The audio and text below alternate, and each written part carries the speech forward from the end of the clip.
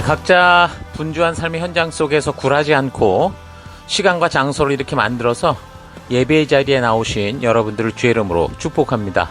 이 시간 오직 주만 바라보며 주의 부르심과 임재가 있는 예배로 나아가십시다. 먼저 우리가 찬양으로 주를 바라보면서 지난 주간 우리 각자가 살아왔던 삶을 되돌아보고 또 하나님께 감사할 것과 회개할 것들을 또 주께 아뢰면서 우리의 시선을 오직 우리를 부르신 그 주님께만 고정하며 바라보는 시간들 가지겠습니다. 찬양하며 기도하며 오직 주만 바라보겠습니다.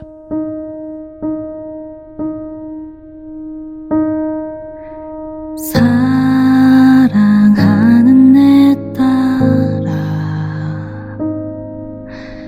너의 자금도 내겐 귀하다. 너와 함께 걸어가는 모든 시간이 내게 힘이라. 사랑하는 아들아, 내 연약함도 내겐 금이라. 너로 인해 잃어버린 나의 양들이 돌아오리라.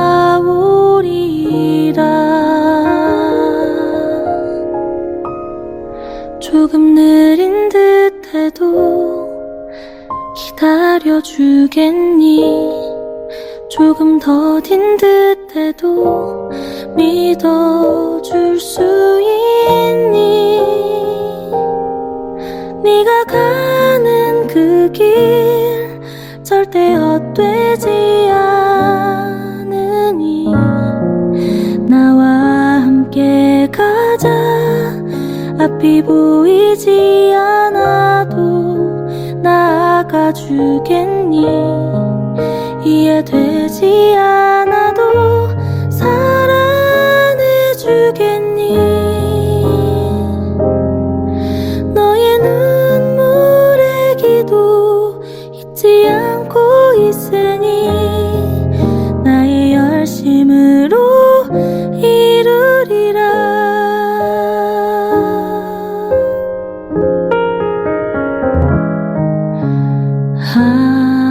하나뿐인 사랑아, 내게 부탁이 있다. 길 잃어 지친 영혼 돌아보라. 나의 품으로 안기어라. 조금 느린 듯해도 기다려주겠니? 조금 더딘 듯해도 믿어줄 수 있니?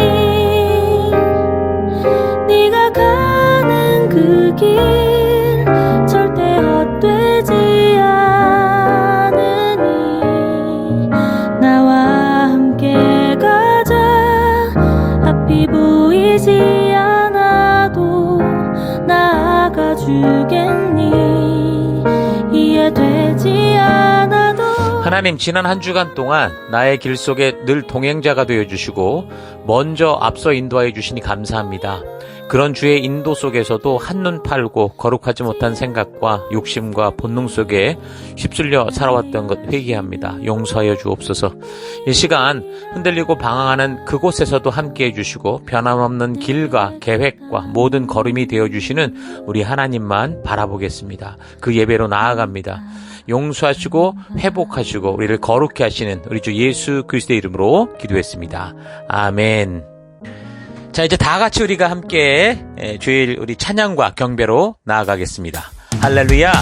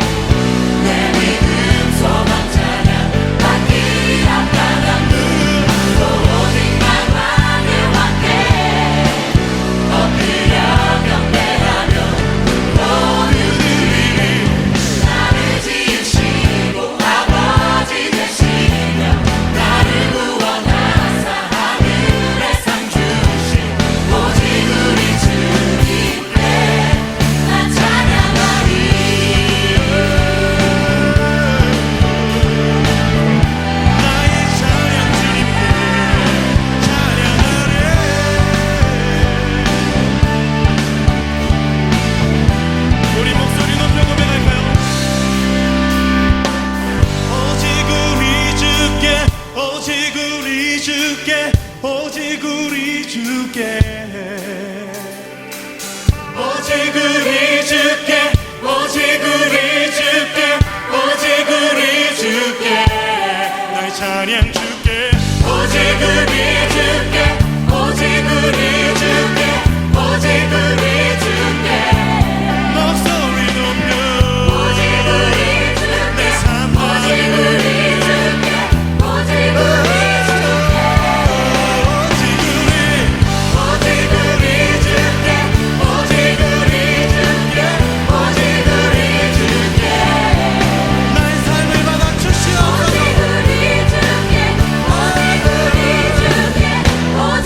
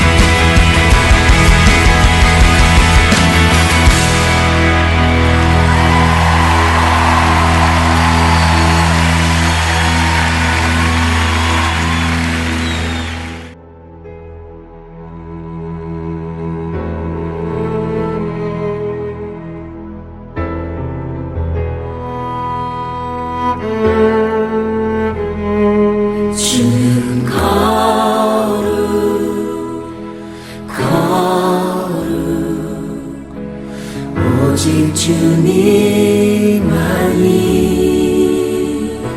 주는 거룩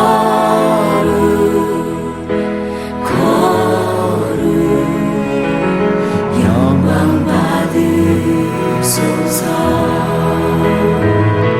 주는 거룩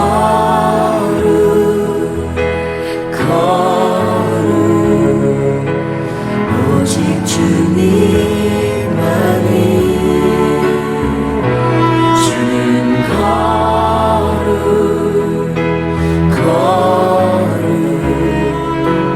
영광 받으소서.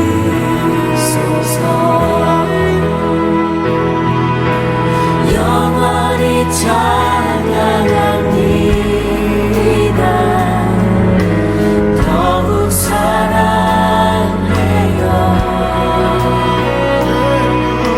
주보자 영원히 거하니 주께 더 가까이. 주는 거룩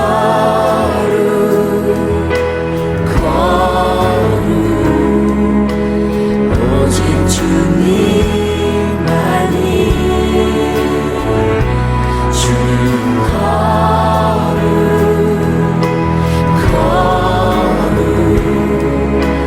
영광 받으소서.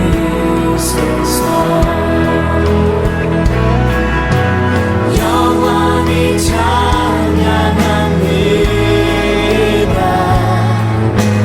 더욱 사랑해요. 주보자 영원히 거하니 주께 더 가까이. 영원히 찬양합니다. 더욱 사랑해요. 주보자 영원히 거하니 주께 더 가까이. 영원히 찬양합니다. 더욱 사랑해요.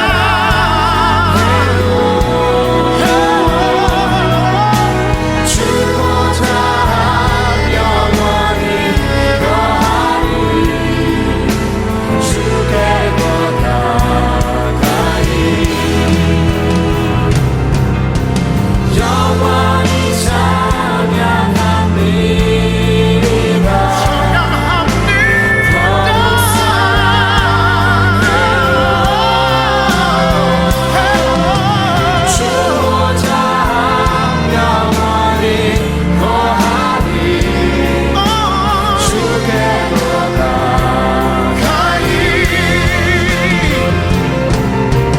영원히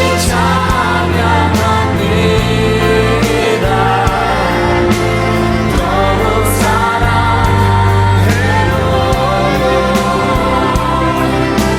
주보자 영원히 거하니 주께 더 가까이. 영원히 찬양합니다. 영원히 찬양합니다. 더욱 사랑해요.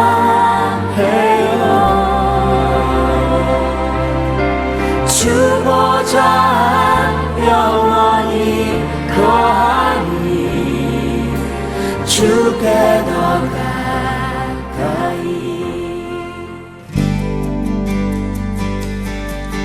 거룩하신 하나님, 주의 백성들이 주의 부르심 앞에 나옵니다. 지치고 상한 영혼들, 외롭고 곤고한 하루하루를 보내는 이들, 육신의 질병과 마음의 고통으로 지친 영혼들, 하나님 간절한 소망이 있는 영혼들을 위로하여 주시고 치료하여 주시고 거룩한 생명의 길로 인도하여 주옵소서. 각자의 예배 처소에서 주의 얼굴을 구하며 우리 주의 임재하심이 있는 예배로 서 있습니다. 우리의 예배를 받아주옵소서. 주의 거룩한 지성소에서 우리들을 오라 하실 때 예수의 피를 힘입어 겸손히 나아가는 우리가 되기 원합니다. 다 같이 사도신경을 고백하겠습니다. 나는 전능하신 아버지 하나님 천지의 창조주를 믿습니다. 나는 그의 유일하신 아들 우리 주 예수 그리스도를 믿습니다. 그는 성령으로 잉태되어 동정녀 마리아에게서 나시고 본디오 빌라도에게 고난을 받아 십자가에 못 박혀 죽으시고 장사된 지 사흘 만에 죽은 자 가운데서 다시 살아나셨으며 하늘에 오르시어 전능하신 아버지 하나님 우편에 앉아 계시다가 거기로부터 살아있는 자와 죽은 자를 심판하러 오십니다. 나는 성령을 믿으며 거룩한 공교회와 성도의 교제와 죄를 용서받는 것과 몸의 부활과 영생을 믿습니다. 아멘. 하나님, 우리의 이 고백이 단지 입술의 고백이 아니라 예배 순서로서의 고백이 아니라 우리의 삶으로 드러나는 고백, 우리 삶의 향기가 되고 우리의 그리스도의 편지로서 드러나는 우리가 되기 원합니다. 오직 주만 바라봅니다. 예수님 이름으로 기도했습니다. 아멘. 우리 주변 분들과 같이 인사하십시다. 하나님께서 당신을 사랑하십니다. 아멘.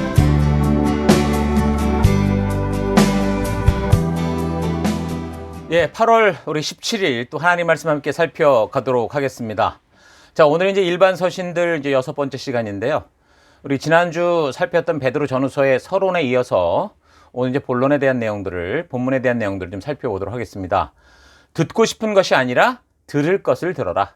듣고 싶은 것이 아니라 들을 것을 들어라. 이런 제목으로 또 오늘 하나님 말씀 연대기적인 역사 목사 함께 해나가겠습니다. 자, 오늘 이제 본문에 해당되는 베드로전서 2장 7절에서 10절까지 봉독해 드리겠습니다. 그러므로 믿는 너희에게는 보배이나 믿지 아니하는 자에게는 건축자들이 버린 그 돌이 모퉁이의 머릿돌이 되고 또한 부딪히는 돌과 걸려 넘어지게 하는 바위가 되었다 하였느니라. 그들이 말씀을 순종하지 아니함으로 넘어지나니 이는 그들을 이렇게 정하신 것이라. 그러나 너희는 택하신 족속이요 왕같은 제사장들이요 거룩한 나라요 그의 소유가 된 백성이니 이는 너희를 어두운 데서 불러내어 그의 기이한 빛에 들어가게 하시니의 아름다운 덕을 선포하게 하려 하심이라. 너희가 전에는 백성이 아니더니 이제는 하나님의 백성이요 전에는 긍휼을 얻지 못하였더니 이제는 긍휼을 얻은 자니라. 아멘. 자, 우리는 지난주 사도 베드로가 소아시아 지역 교회의 성도들에게 이제 이미 겪고 있거나 또 더 심하게 다가올 그 고난과 핍박과 유혹 속에서 우리가 성도로서 변치 않는 마음을 어떻게 가지고 살아갈 수 있는가라고 하는, 거기 굉장히 중요한 산 소망을 붙들라라는 권면을 하는 이유를 살폈는데, 그래서 성도들이 하늘에 속한 백성이라는 확실한 정체성으로 믿음의 기초를 놓아야 환난이 다가오든 유혹이 다가오든지 변치 않는 이 믿음을 가지고 우리를 부르신 이 삶의 더 곳곳에서 생명의 길로 나아갈 수 있다라는 걸 우리가 생각해 봤습니다.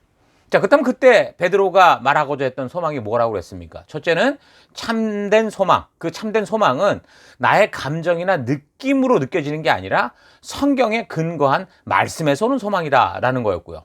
둘째는 잠깐 살아가는 이 세상에서 썩어질 게 아니라 썩지 않고 더럽지 않고 쇠하지 않는 그 소망을 붙들어야 된다라는 걸 살폈습니다. 이 세상의 모든 것은 잠깐 후면 다 없어질 것들인데, 그런데도 사람들은 꼭 한 번만 더, 뭐 조금만 더, 이런 욕심의 함정에 빠져서 평생을 살다가는 그런 삶을 따라가게 되는데, 베드로 사도는 이제 영원한 소망, 그런 불로 연단받을수록 더더욱 순결해지는 진짜 소망을 붙들어야 된다라고 말하고 있습니다. 자, 그래서 세 번째, 환난과 핍박을 이기고 견딜 수 있는 소망을 가져라, 이렇게 말하는데, 오늘 한 가지 더 좀 살펴볼 것은 넷째, 우리를 거룩하게 하는 소망을 붙들라는 겁니다. 1장 14절에서 16절까지 여러분이 이제는 순종하는 자녀가 되었으니 전에 알지 못하던 때에 가졌던 욕망을 따라 살지 말고 여러분을 불러주신 그 거룩한 분을 따라 모든 행실을 거룩하게 하십시오. 성경에 기록하기를 내가 거룩하니 너희도 거룩하여라 하였기 때문입니다. 자, 우리가 붙든 소망은 거룩한 하나님과 영원히 함께하는 소망이기 때문에 이런 소망을 바르게 붙든 사람들은 자기를 이 세상이 흘러가는 대로 그렇게 방치하지 않고 구별된 삶, 그 세상 속에서 구별된 삶을 살게 되죠. 이 구별된 삶이라는 게 뭡니까? 세상 모든 사람들이 유행 따라 뭐 이렇게 살아가는 대로 그렇게 살아가는 게 아니라 모든 사람들이 다 세상이 가는 방향으로 휩쓸려 간다고 해도 오직 우리를 부르신 그 하나님의 말씀 따라 그 말씀이 주시는 방향대로 하나님 나라 백성답게 살아가는 것을 말하는 거죠. 바로 그거를 거룩한 삶이다 이렇게 말하는 겁니다. 그래서 베드로는 그런 말씀대로 살아가는 삶이 어떤 삶인지를 구체적으로 이제 이야기를 하죠. 그래서 베드로 전후서를 잘 읽어보면 결국 성도들이 살아가는 삶이란 자기의 욕심을 따라 자기의 생각대로 살아가는 이 세상처럼 사는 게 아니라 우리를 창조하시고 우리를 불러주신 하나님의 뜻, 그 말씀을 따라 살아가는 것이다라는 걸 알 수 있죠. 사실 뭐 베드로 전후서만 이것을 말하고 있는 게 아니고요. 성경의 모든 선지자들의 외침이 그랬습니다. 자, 그래서 베드로는 그런 말씀대로 살아가는 삶이 어떤 삶인지 또 자기의 생각으로 그렇게 구체적으로 이야기를 해줍니다. 그러니까 성경의 중심이 이 하나님과의 언약이라고 그랬는데 그 언약이 담긴 내용이 레위기라고 했었습니다. 여러분 잘 기억해야 되는데 하나님이 그 백성을 모으시고 그 백성들에게 주신 법도와 규례와 명령과 계명의 내용을 통해서 하나님이 이런 삶의 방식을 주신 그 의도, 그 언약을 맺으신 그 의도를 잘 파악하고 그 하나님이 주신 그래서 그 법도와 하나님 나라의 정신을 따라 살아가는 것, 이게 참 중요한 성도의 삶이다라는 거 잊지 말아야 됩니다. 하나님이 맺은 이 언약의 의도와 그 핵심은 사실 성경 어디를 봐도 다 변치 않고 똑같습니다. 시대와 역사가 달라져도 하나님의 뜻은 변치 않아요. 그러니까 하나님의 가치를 떠난 세상으로부터 하나님은 그 백성을 분리하여 구별해내시고 그래서 하나님 나라의 법도를 따라 살아가는 그러니까 이 땅 가운데 하나님 나라 백성으로 열방의 제사장이요 왕 같은 제사장이요 거룩한 하나님의 나라로 그렇게 삼으신 거죠. 그래서 그 말씀을 하시는 거예요. 1장 16절 기록되었을 때 내가 거룩하니 너희도 거룩할지어다 하셨느니라. 그러니까 거룩해라 라는 말은 구별되라 라는 그런 뜻하고 똑같아요. 그러니까 섞이지 않아서 순수한 것을 의미하는 겁니다. 어디에서부터 구별되어져야 하고 그렇다면 어디에 섞이지 않고 순수해야 되느냐? 그건 지금 우리가 살아가는 이 땅이죠. 바로 이 세속입니다. 이 세상의 풍습과 이 세상의 가치와 이 세상의 유행과 그 문화로부터 우리가 구별돼야 된다라는 거예요. 그 세속의 땅을 상징하는 이집트로부터도 또 가나안 안으로부터도 떠나 나와서 완전히 구별되라. 섞이지 마라. 그 가운데 살아도 그들화되지 마라. 이거가 하나님의 분명한 뜻이었죠.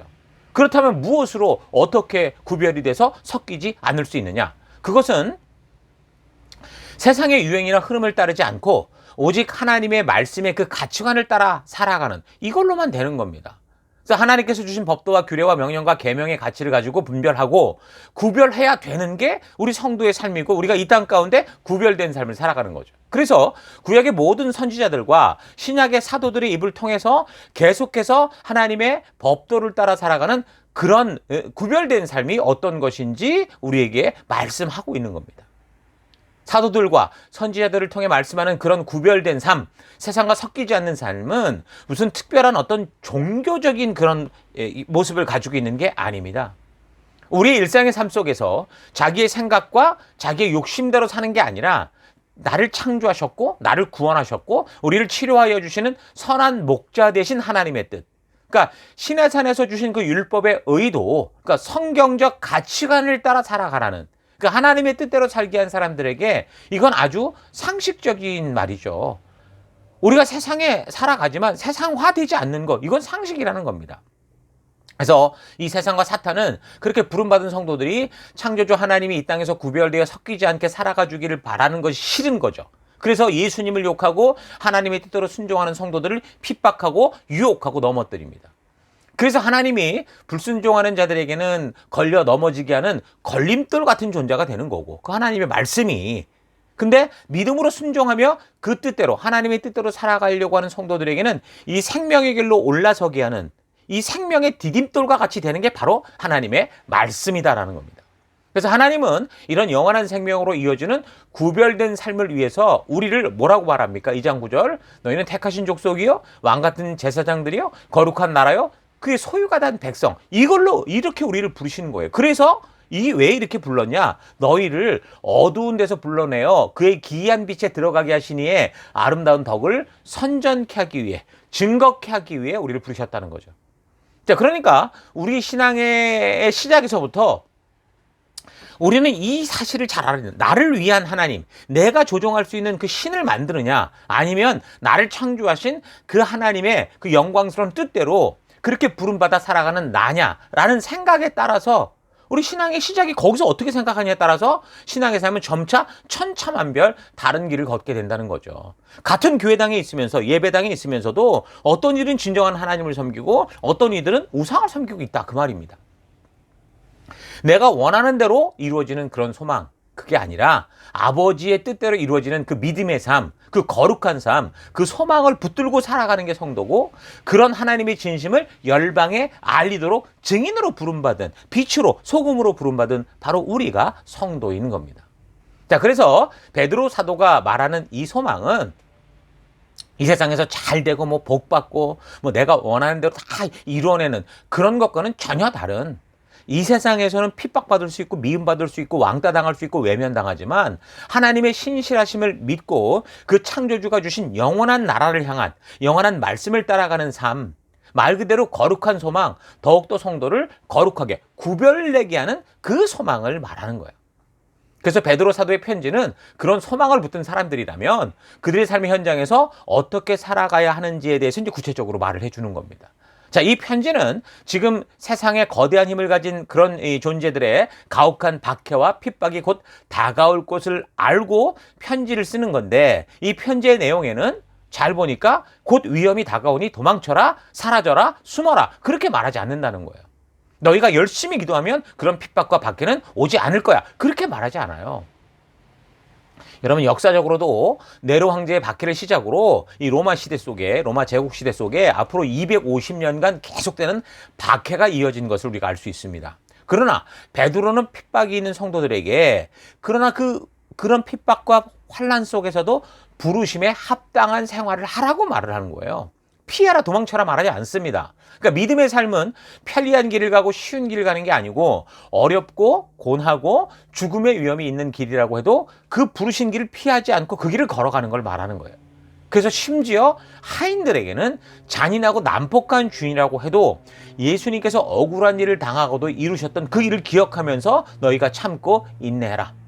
견디기만 하라는 게 아니겠죠. 주님의 복음을 가지고 언제나 빛을 내라. 그러면 그들도 변화될 수 있다라는 그 소망이 있다고 봅니다. 남편이든 아내든 지금 당장 변화가 없어 보일 수 있어도 그럼에도 불구하고 우리가 먼저 그리스도의 가르침을 따라 신실한 본이 되는 삶을 살아갈 때, 하나님 나라 백성 되는 삶을 살아갈 때, 그럴 때 어떻게 한다는 거예요? 지금은 우리가 전하는 게 전혀 먹혀들지도 않고 듣고자 하지도 않는 것 같아도 결국 우리의 이런 신실한 삶, 경건한 삶, 한 길 가는 삶, 순결한 행동에 결국 감동받아서 언젠가 저들의 영혼이 주의 그 초대함을 듣고 돌이키는 그런 일들이 있을 거다, 그렇게 얘기를 하는 거죠. 자, 그리고 또한 이 베드로 사도는 오늘날 이 목사나 리더들, 그러니까 말씀을 맡은 자들에게도 굉장히 중요한 당부를 합니다. 핍박이 오고 복음이나 말씀을 선포하면 죽을 수 있는 위협이 오는 상황에서도 뭐라고 말하냐? 4장 11절, 설교를 위해 부름을 받은 사람이 있습니까? 그렇거든 하나님께서 전하시는 말씀을 빠짐없이 설교하십시오. 하나님의 이루신 이 모든 역사를 잘 알리라는 겁니다. 그러니까 말세가 될수록 목사들도 자기 생존이 힘드니까 자꾸 말씀을 가지고 타협하게 되고, 신자들이, 교인들이 듣고 싶어하고 그들이 원하는 것들, 그들이 생각하는 바를 그대로 이제 골라서 전해주면서 하나님의 역사를 가르치는 그런 하나님의 진실을 보이는 삶이 아니라 적당한 삶의 길을, 종교의 길을 찾게 된다는 말이죠. 그래서 베드로 사도는 말씀을 전하되 말씀을 하나도 빠짐없이 설교하라, 그렇게 말하는 겁니다. 하나님께서 강단을 통해 맡기신 이 사명, 그러니까 하나님이 이루신 이 역사, 창조로부터 마지막 끝까지 하나도 빠짐없이 전하는 그 사명을 다른 것과 타협하지 않고 성실하게 감당해 가는 것이 바로 설교자들, 부름받은 자들의 사명이다라고 말하는 거예요. 자, 그러니까 우리의 상황과 환경이 어떠하든 하나님의 약속을 잊지 않고 어둡고 험난한 삶의 현실 속에서 빛을 발하면서 부르심 따라 살아내는 거, 그게 바로 하나님께서 영광 받는 일이다, 하나님이 기뻐하는 일이다 라는 거죠. 베드로 사도는 믿는 사람들에게는 대로가 열리고 축복만 산더미처럼 있다, 이렇게 말하지 않았습니다. 성경이 믿는 이들에게 말하고 있는 이 축복은요, 정말 대단한 건 맞아요. 그런데 성경은 우리에게 또 다른 삶에 대해서 분명하게 말씀하고 있습니다. 4장 12절. 사랑하는 자들아, 너희를 연단하려고 오는 분리시험을 이상한 일 당하는 것 같이 이상히 여기지 말라. 그러니까 시련과 연단이 있는 것을 이상하게 여기지 말라는 거예요. 오늘날 우리가 생각하는 거하고 다르지 않습니까? 우리가 예수 믿고 교회에 나오면 모든 게 잘 될 거라고 생각했는데 성경은 그렇게 말하지 않아요. 그러니까 이런 삶이 성도들의 평범한 일상, 뭔가 시험이 오고 어려움이 있는 일상이, 이런 삶이 일상의 삶이라고 말하고 있는 거예요. 그래서 우리는 기도만 하면 믿는 대로 다 바뀔 것이라는 이런 우리의 이 잘못된 생각을 바꿔야 됩니다. 그 바르게 알고 믿어야 되는 거예요. 13절 그게 뭐라고 말합니까? 오히려 너희가 그리스도의 고난에 참여하는 것으로 즐거워라.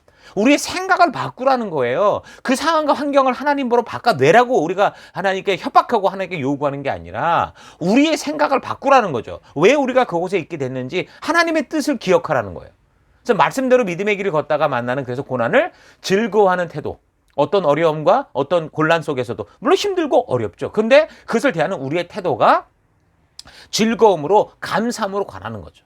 그게 바로 믿는 성도들의 바른 태도라는 겁니다. 그것은 왜 그렇다고 그래요? 그의 영광을 나타내실 때에 너희로 즐거워하고 기뻐하게 하려 함이라. 그러니까 주인이 주신 사명에 열심을 다하고 있는데 주인을 만나면 어떻게 돼요? 벅찬 감격이 있고 정말 큰 축복이 있지만 자기 욕심대로 주인의 뜻과는 상관없이 이 잔꾀 부리며 살다가 그러다 주인을 만나면 어떻게 됩니까? 이건 재앙을 만나는 것과 같다는 거죠. 그러니까 우리의 육신은 이 땅을 살아가는 동안만 필요한 게 우리의 육신입니다. 그러니까 주님으로 말미암는 재림의 날에 우리는 새로운 몸을 덧입게 될 거라고 분명히 말하고 있어요. 그래서 이 땅을 살아가면서 우리에게 있을 고난, 말씀의 가치대로 살고자 하는 믿음의 삶은 육체의 욕심과 이 땅에 속한 미련을 버리게 만들고 그래서 참된 영원한 그 복을 기대하게 하는 거죠. 진짜 복을 바라보게 한다라는 겁니다. 그래서 4장 17절 뭐라고 말합니까? 하나님의 집에서 심판을 시작할 때가 되었나니 만일 우리에게 먼저 하면 하나님의 복음을 순종하지 아니하는 자들의 그 마지막은 어떠하며 또 의인이 겨우 구원을 받으면 경건하지 아니한 자와 죄인은 어디에 서리요? 그러므로 하나님의 뜻대로 고난을 받는 자들은 또한 선을 행하는 가운데 그 영혼을 미쁘신 신실하신 창조주께 의탁할지어다. 아멘. 자, 우리의 영혼을 주님께 의탁하는 삶. 예수님께도 그러셨잖아요. 예수님께서도 그렇게 하셨어요. 내 영혼을 부탁하나이다. 모든 삶 속에 그에게 의탁된 삶, 그의 말씀대로 가는 삶. 그러니까 우리 믿음의 선배들이 환난과 고난 중에도 그 사명 중에도 타협하거나 변질되거나 쉬운 길을 택하지 않았고요. 오직 하나님의 법도를 따라 말씀의 가치대로 살아가고자 그 한 길 가는 삶이 있었기 때문에 영원한 그 하나님이 준비한 그 기쁨에 천국의 잔치에 참여하는 사람이 됐다라는 거예요. 그러므로 고난을 두려워 말고 염려를 다 주께 맡겨라. 너의 생각을 바꿔라. 하나님의 말씀을 근거로 이 세상을 바라봐라. 분별하라. 얘기를 하는 거죠. 그러니까 베드로 사도는 구원 그 이후 하나님의 법도를 따라 살아갈 성도들의 존재의 이유를 기억하게 하면서 그 믿음의 길을 걸어감에 있어서 사탄은 우는 사자와 같이 삼킬 자를 찾겠지만 그리스도를 통해 구원의 언약을 성취하신 우리 하나님께서 이 땅에서의 짧은 이 고난 뒤에 반드시 영원한 영광, 참된 축복을 주실 것이다라는 이것을 격려하면서 이제 이 베드로 전서의 편지가 마무리가 되는 겁니다. 자, 그럼 계속해서 이제 베드로 후서를 좀 살펴보면 베드로 후서는 이 베드로 전서가 적혀지고 난 후 약 3, 4년 뒤쯤 적혔다고 봐요. 이 베드로가 순교하는 AD 68년경 이전에 적혔다라고 볼 수 있겠죠. 그러니까 베드로 전서가 AD 64년 로마의 대화재 사건을 계기로 네로의 박해가 시작되면서 AD 68년에 네로가 죽기까지, 그러니까 로마와 그 주변에서 기독교인들을 향한 엄청난 그 네로의 만행들에 대한 소식을 듣고 두려워하고 있는 그 소아시아 지역 교회 성도들에게 그렇게 적은 거니까 역사 기록에 의하면 베드로도 AD 68년 순교하는 것으로 볼 때 AD 67년에서 한 68년경 그 어간에 이 베드로 후서 마지막 편지가 적혀졌다고 봅니다. 그러니까 베드로 전서를 통해서는 외적인 고난을 대하는 성도들의 태도 그리고 가져야 될 소망을 얘기했다고 하면 베드로 후서를 통해서는 내적인 환난, 즉 심각한 배교의 현상과 그런 혼란한 시기에 교회 안에서 이 거짓 교사들이 이 가르치는 잘못된 것을 책망하고 경고하고 그래서 성도들에게 그 잘못된 가르침을 바르게 분별하는 그런 일을 마지막으로 합니다. 사도 바울의 서신들을 참고할 때도 우리가 이걸 봤죠. 거짓 교사들이 하는 일이 뭐였습니까? 예수를 그리스도로 인정하지 않거나 또는 예수님 외에 또 다른 구원의 방법이 필요하다고 가르치는 것이었죠. 그러니까 하나님의 뜻이 분명함에도 불구하고 세속의 요구와 섞여서 변질시킨 자기의 철학, 자기 종교를 가르치는 이게 거짓 교사들이었습니다. 그러니까 율법을 과하게 오해하게 만들어서 율법주의로 만들어버리든가 아니면 예수님께서 완성한 율법의 의미를 과하게 해석해서 율법이 의도하는 것과 상관없이 다 의미 없는 세상 종교와 다를 바 없는 것으로 만들어버리는 그 변질된 지식을 가르쳤던 것이 바로 이 거짓 교사들의 그런 존재 모습이었죠. 그러니까 이런 문제들이 교회 안에서 딴 데가 아니 교회 안에서 벌어지고 있었기 때문에 사도 바울도 그때 강력하게 그 거짓된 이 가르침을 하는 이 거짓 교사들을 저주하고 단속하려고 했잖아요. 그러니까 같은 시기 같은 상황에서 지금 사도 베드로도 함께 그 시기를 겪었기 때문에 이 또한 예수님의 몸된 교회가 병들지 않고 바른 진리에 설 수 있도록 하기 위해서 교회 속에 섞여 들어오는 이 거짓 이 교사들을 강하게 질책하고 분별하게 하는 그런 눈을 주는 겁니다. 사도 바울도 그가 그리스도의 재림이 곧 있을 것이 아니다라는 사실을 깨닫게 될 때 어떻게 했습니까? 하나님이 세우신 이 교회의 중요성을 알게 됐고 새 언약을 바르게 알게 됐죠. 그래서 그 교회를 끝까지 사랑하면서 이 교회를 이 새 언약의 이 약속을 온전히 세우고자 했었는데 사도 베드로 똑같은 거예요. 이런 사실을 그도 깨닫게 되면서 올곧은 교회, 이 하나님의 꿈꾸셨던 하나님이 창조하신 이 교회의 중요성을 알게 되고 그래서 끝까지 이 교회를 어디에 세우려 했냐면 말씀 위에 바르게 세우려고 했던 것이 그 죽음에 앞서서 마지막 성도들에게 행했던 최후의 사역이었던 것을 우리가 볼 수 있습니다. 자, 그러니까 모든 구약의 선지자들과 신약의 모든 사도들이 그들의 삶을 마감하면서 마지막으로 선택하여 그 삶 속에 얻었던 교훈들을 뭔가 유언으로 남기는 이런 부탁들은 하나님의 자녀된 백성답게 하나님의 뜻을 따라 구별된 삶을 살아다. 이거 여러 다 집약될 수 있어요. 여러 가지 상황을 따라 자기의 인생의 경험을 따라 아주 여러 가지 감동적인 얘기를 했으나 결국 그 핵심은 다 뭐냐? 하나님의 자녀된 백성이니 너희가 하나님의 자녀된 백성답게 하나님의 뜻을 따라 하나님의 나라를 이루어가는 구별된 삶을 살아라. 이거였습니다. 그래서 여러분 이런 배경 잊지 말고 베드로 후서의 이 본문이 베드로 후서도 어떻게 보면 베드로의 마지막 유언과 같은 얘기일 수 있으니 잘 우리가 살펴갈 수 있길 바랍니다. 잠시 그래서 본문들을 좀 살펴보면 1장 1절 읽어드리겠습니다. 예수 그리스도의 종이며 사도인 시몬 베드로는 우리 하나님과 구주 예수 그리스도의 의를 힘입어 동일하게 보배로운 믿음을 우리와 함께 받은 자들에게 편지하노니 하나님과 우리 주 예수를 알므로 은혜와 평강이 너에게 더욱 많을지어다. 그의 신기한 능력으로 생명과 경건에 속한 모든 것을 우리에게 주셨으니 이는 자기의 영광과 덕으로서 우리를 부르신 이를 알므로 말미암으니라. 그러니까 우리의 신앙에서 정말 중요한 거는 우리를 부르신 그분을 바르게 알아가는 거예요. 이 세상에 수많은 우상들이 있는 건 왜 그렇습니까? 다 우리를 창조한, 자기를 창조한 하나님이 누군가 있다고 믿는데 그게 뭔지 모르니 자꾸 오해해서 자기의 생각을 만들어내는 거거든요. 그러니까 미신은 그냥 아무것도 모르고 나에게 유익한 대로 되기만을 믿는 거. 그게 미신입니다. 마치 장님이 그저 누군가가 이끄는 대로 끌려가는 것처럼 미신은 맹목적으로나 또는 자기의 욕심에 깊이 빠져서 이끄는 대로 욕심이 본능에 이끈 대로 눈 감고 그냥 따라가는 거예요.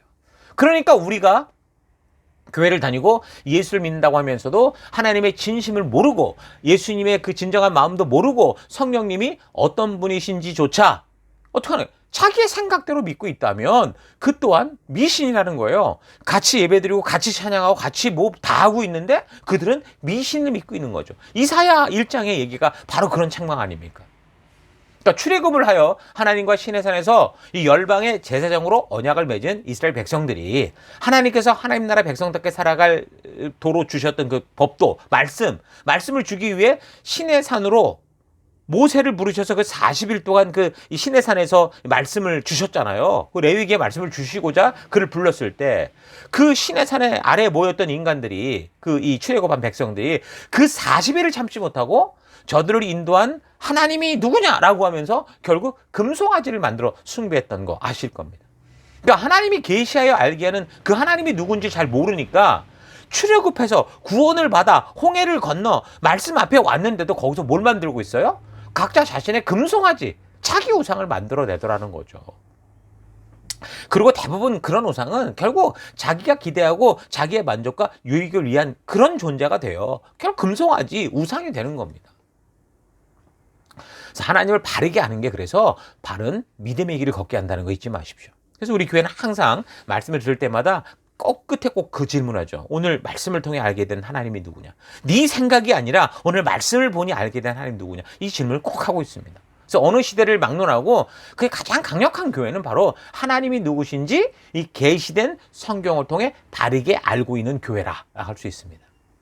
오늘날 교회들이 진실한 복음을 가지고도요, 왜 이렇게 자꾸 미신적이고 샤머니즘적이 되었습니까? 그 답은 너무 분명해요. 지금 말한 것처럼 하나님이 누구신지를 바르게 모르기 때문입니다. 여러분이 성경과 역사를 통해 하나님이 누구신지를 바르게 알아야, 그래야 이단과 이런 거짓 교사들에게 맹목적으로 끌려다니지 않는다는 거예요. 성도가 강단에서 말씀을 전하는 목사들에게 괜히 딴지 걸고 뭐 그럴 필요는 없어요. 그런데 목사님이 강단에서 성경에도 없는 말도 안 되는 소리, 자기 생각, 자기 철학을 얘기하는데 이게 하나님의 종이다, 그러면서 따라가면 안 된다는 거예요. 그래서 성도가 되면 가장 먼저 할 일이 뭐냐면 하나님의 말씀, 이 성경 말씀을 바르고 빠르게 역사의 흐름을 잘 따라서 창조로부터 왜 예수님이 이 땅에 오셔서 십자가를 지셔야 됐는지, 그리고 결국에 그가 다시 오셨다고 약속하시며 그 마지막 새하늘 새 땅에 왜 이 땅에 임하는 이런 일을 우리에게 보여주셨는지, 그 역사의 이야기, 하나님의 뜻을, 자초지정을 다 말해야 되는 거예요. 전체를 볼 수 없으면 작은 것에서는 우리 길을 잃어버리고 그럼 2단, 3단, 4단으로 끌려가게 된다라는 거죠. 자, 그리스도인들의 믿음은 거듭난 후에 반드시 그래서 바르게 성장해야 됩니다. 거듭남으로 끝나는 게 아니에요. 그저 기독교인으로 탄생만 해서 되는 게 아니고요. 탄생된 생명은 어떻게 되는 거예요? 하나님 주신 말씀의 꼴을 먹으며 그 가치를 따라 성장하고 성화되어 성숙하여 예수 그리스도의 장성한 분량으로 자라가야 되는 거예요. 그래서 예수님의 그 거룩한 성품에 참여하는 자, 하나님이 꿈꾸셨던 그 창조의 백성들이 되어야 된다는 거죠. 우리가 처음에는 완전히 세상적 성품을 가지고 거기에 쩔어 살고 있다가 이제 우리가 거듭났을 때 말씀 안에서 말씀을 바르게 먹고 점점 성장하고 성화되고 성숙돼서, 그래서 우리 하나님의 성품에 참여한 그런 자가 돼야 되는 거. 그게 바로 성도의 모습이다라고 사도 베드로가 지금 얘기를 하고 있는 겁니다. 자, 그래서 4절.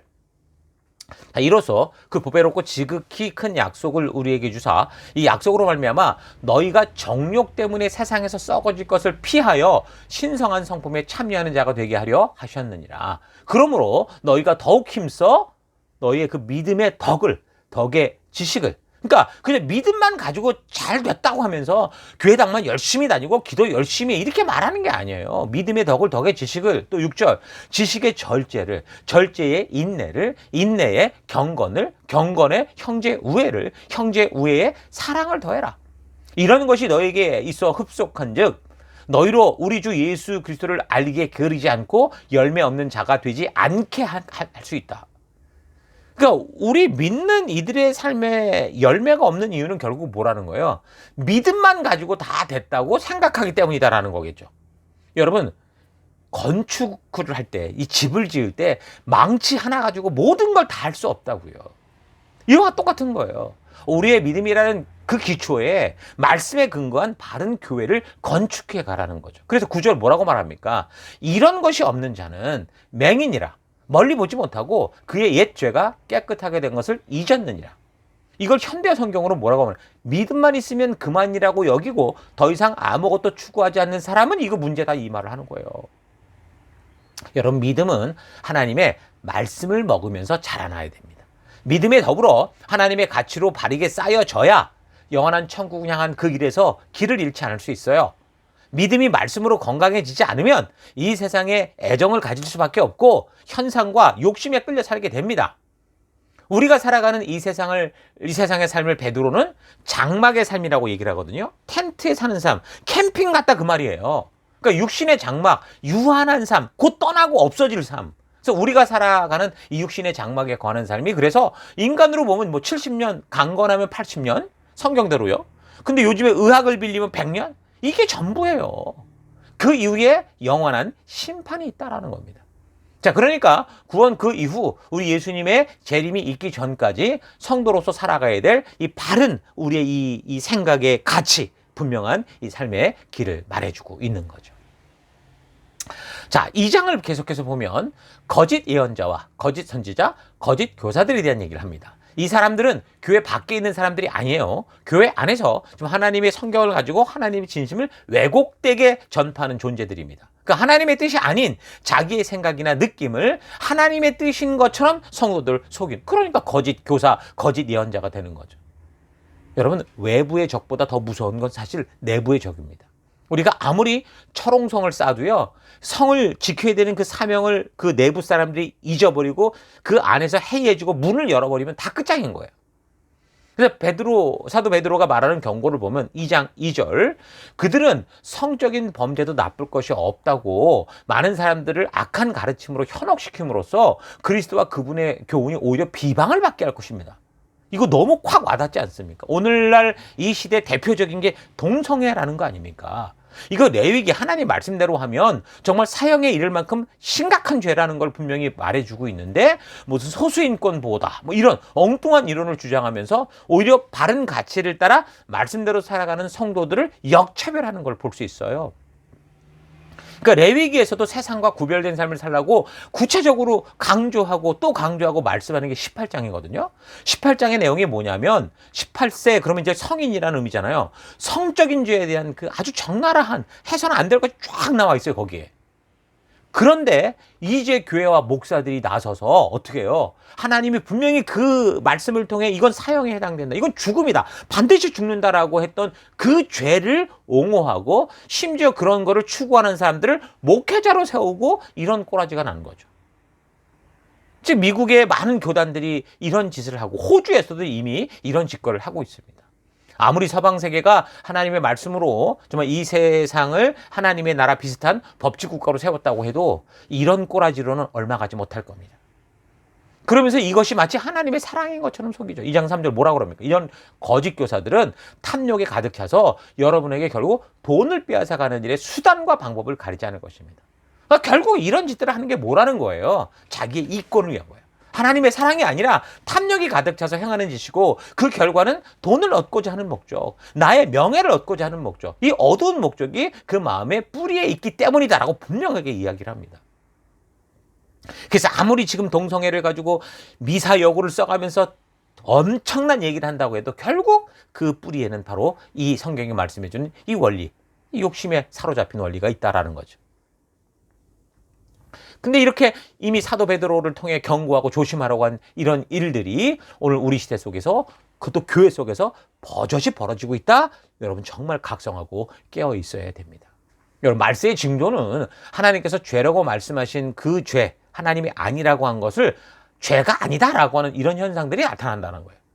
그것이 소돔과 고모라와 같이 우리가 이미 아는 것처럼 한 지역적 어떤 말세의 심판이 될 수도 있고요. 또 노아 홍수와 같은 전 인류적 심판이 되든 결국 그 죄에 대한 심판은 뭐라는 거예요? 반드시 온다라고 성경은 말해주고 있습니다.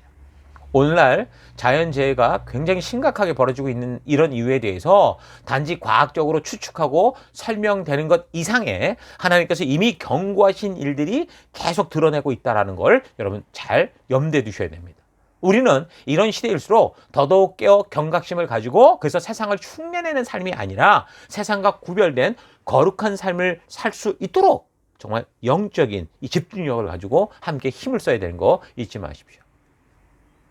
사도 베드로도 그래서 소돔과 고모라 사건을 이야기하면서 이런 사건이 기록되는 것은 앞으로 후대들 속에 나타날 경건치 않은 모든 이들에게 본을 삼고 경고로 알리기 위해 보여주신 거다라고 분명하게 얘기를 합니다. 2장 6절 소돔과 고모라 성을 멸망하기로 정하여 재가 되게 하사 후세에 경건하지 아니할 자들에게 본을 삼으셨으며 무법한 자들의 음란한 행실로 말미암아 고통당하는 의로운 롯을 건지셨으니 이는 이 의인이 그들 중에 거하여 날마다 저 불법한 행실을 보고 들음으로 그 의로운 심령이 상함이라. 그러니까 이 시대의 안타까움, 그러니까 무서움이 바로 이런 거 아닙니까? 의인들이 날마다 이 더럽혀진 세상 속으로 살아가야 하기에 이런 불법한 행실을 매일 보고 들을 수밖에 없고, 그래서 하나님이신 분명한 기준이 막 불분명해지고 거룩한 심령이 어떤 상해를 입고 있다, 이 얘기를 하는 거예요.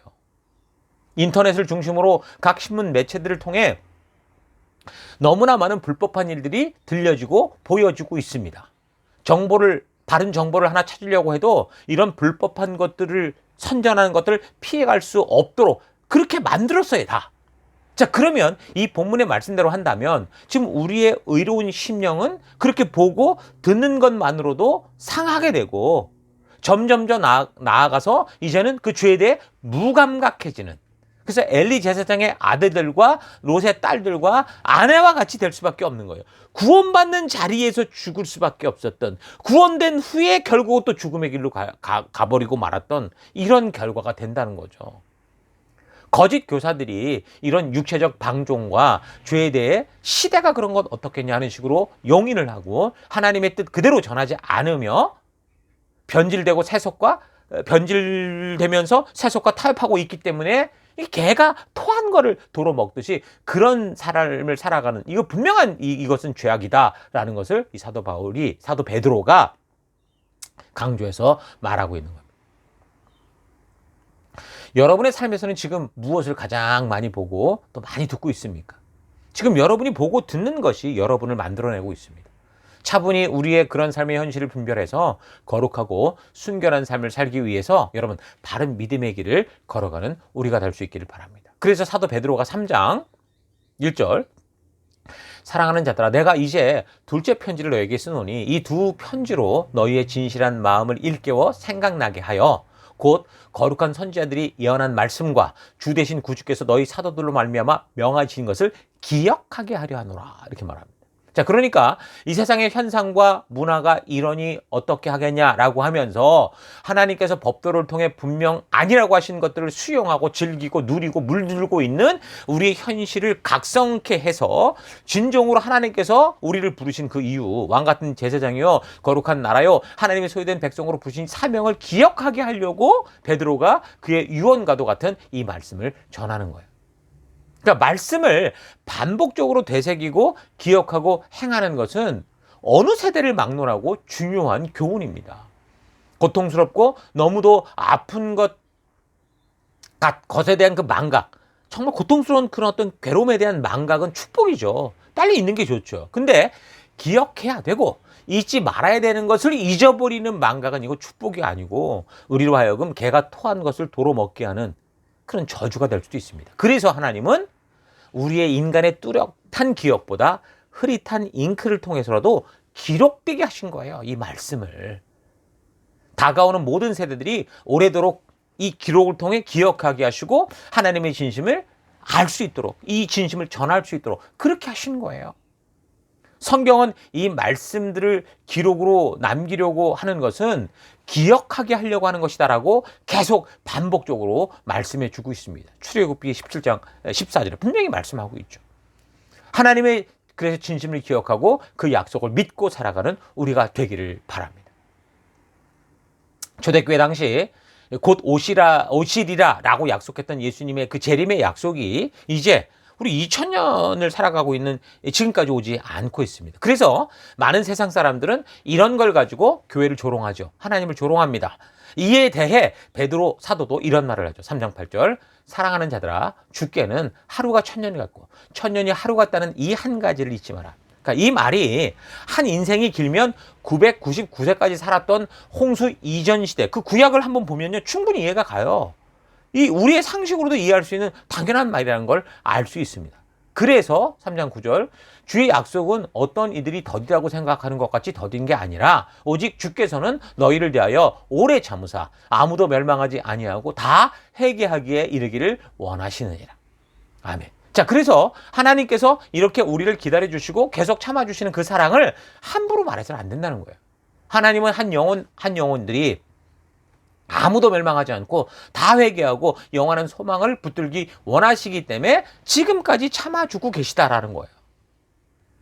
우리 주님께서 재림하시는 날, 그건 반드시 꼭 그리고 곧 옵니다. 3장 10절. 그러나 주의 날이 도둑같이 오리니 그날에는 하늘이 큰 소리로 떠나가고 물질이 뜨거운 불에 풀어지고 땅과 그 중에 있는 모든 일이 드러나리로다. 자, 그날은, 그 마지막 날은 모든 물질이 뜨거운 불에 풀어지고 땅과 온 우주의 명백히 드러날 거다. 분명히 얘기를 하고 있습니다. 그래서 우리가 이 땅을 소명자로 살아가며 그 길을 온전히 걸을 수 있는 것은 이 참되고 거룩한 소망, 우리 주님이 반드시 오신다고 하는 이 소망, 아니면 우리 같은 경우 우리가 먼저 가겠죠. 내가 곧 주님께 나아가게 될 것이다 라는 이 거룩한 소망을 붙들고 나아가야 된다라는 거죠.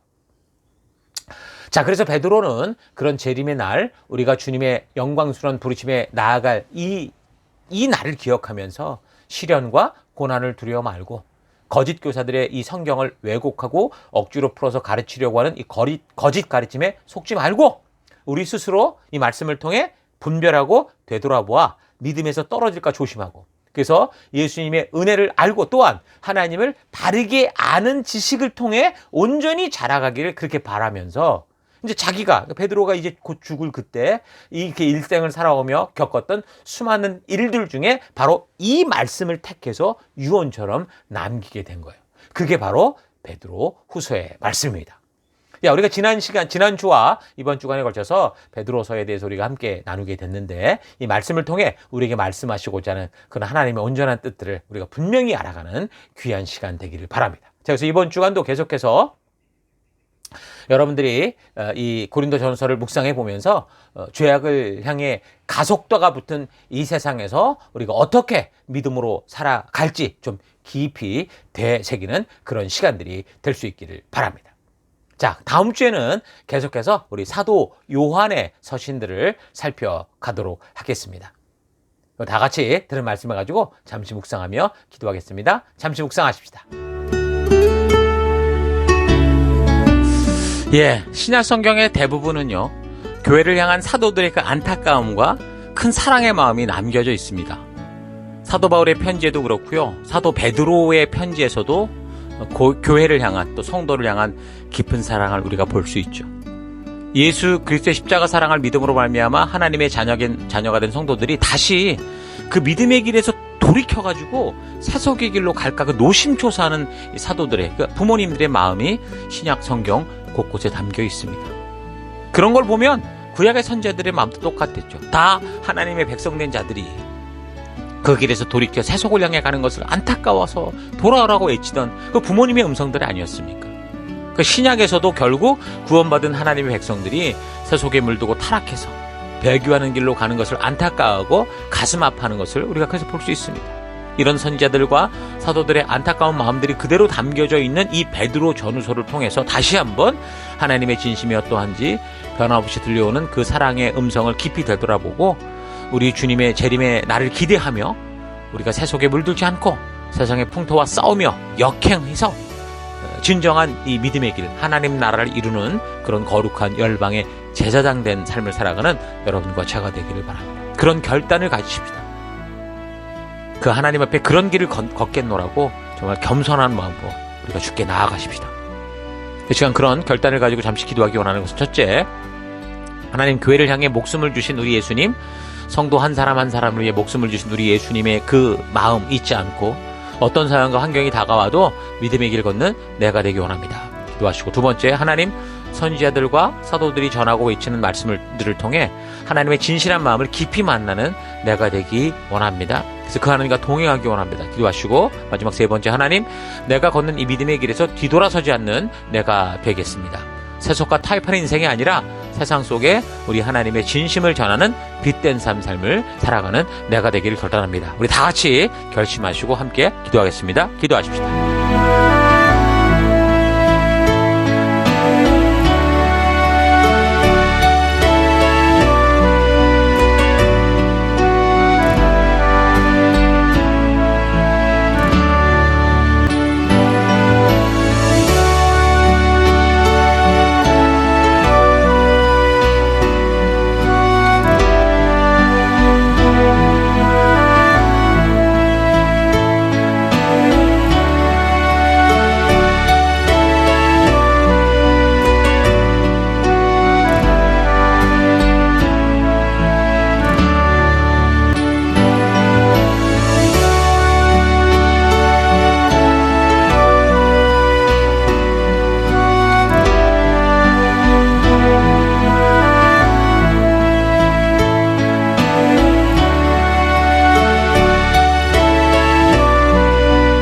사랑의 하나님, 오늘도 우리 베드로 전후서의 이 말씀을 통해서 우리에게 좀 안타깝게 말씀하시는 하나님의 그 마음을 우리가 들었습니다. 교회를 향해 목숨을 주신 우리 예수님, 성도 한 사람 한 사람을 살리기 위해 목숨 주신 우리 예수님의 그 마음, 그 예수님을 보내신 하나님의 그 뜻을 잊지 않고 어떤 상황과 환경이 다가와도 하나님 믿음의 길을 걷는 내가 되기를 결단합니다.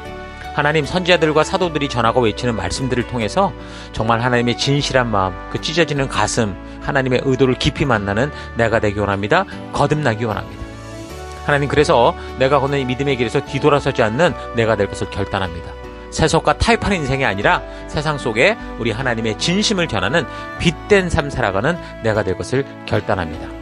하나님, 오늘 내가 살아가는 그곳에서 열방의 제사장이여 거룩한 나라여 하나님의 소유된 백성으로 삼아 하나님 그 땅을 하나님 나라로 이루심을 믿고 그곳에서 하나님의 나라를 이루는 그런 삶 살아갈 것을 결단하고 감사드리며 예수님 이름으로 기도했습니다. 아멘.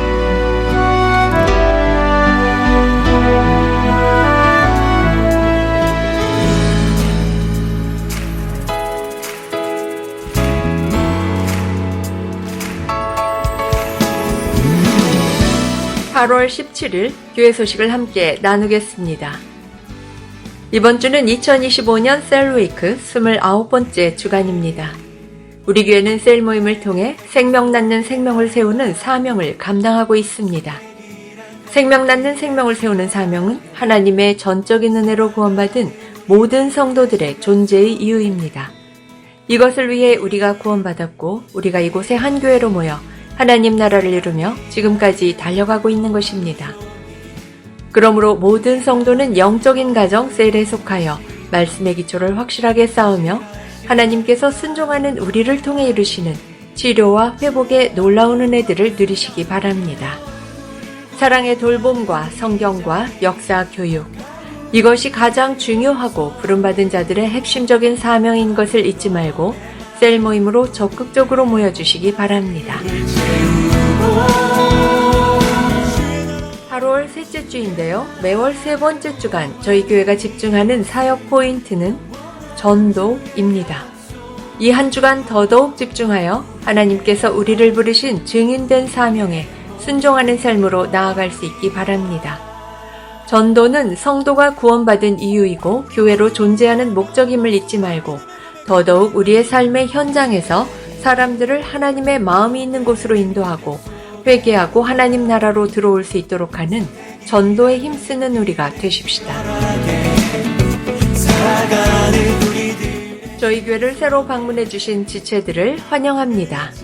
오늘 이곳 예배당 예배 그리고 영상 온라인 예배에 처음 참석해 주신 분들을 주의 이름으로 환영합니다. 우리를 이곳에 부르시고 함께하게 하신 하나님께 감사하고 그 사랑으로 우리 모두 함께 귀한 교회로 하나 되는 시간들이 되기를 바랍니다.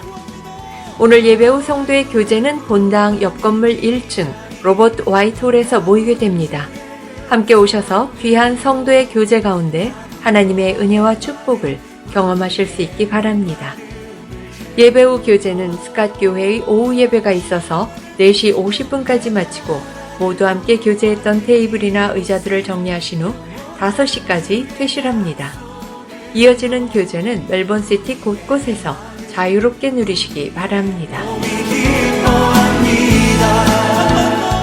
다음 주일 예배 계속해서 스캇처치 예배당에서 예배 드립니다. 우리가 예배를 드리고 있는 멜번시티 CBD 안에 있는 스캇처치 본당에서 2시에 예배를 드립니다. 미리 예배 시간 5분 전까지 오셔서 거룩하고 귀한 예배, 하나님의 말씀으로 거듭나는 예배 되도록 하십시다. 우리가 드리는 예배는 계속해서 매주 영상으로 미리 준비되어 교회 사이트에 매주일 오전 6시에 업로드됩니다.